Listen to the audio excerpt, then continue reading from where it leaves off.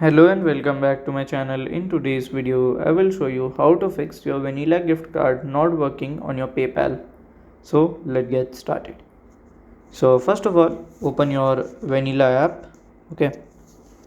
So when you will just go into Vanilla, you have to click on here as your help button. So click on your contact. So here you have to call and just tell them that you have purchased a Vanilla gift card and that is not working on your PayPal. So they will find a solution for you.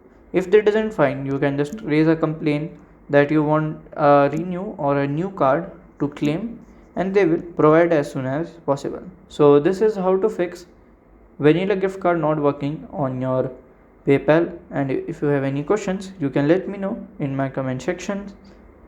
And if you find this video helpful, make sure you like, subscribe and share the video. Thank you for watching.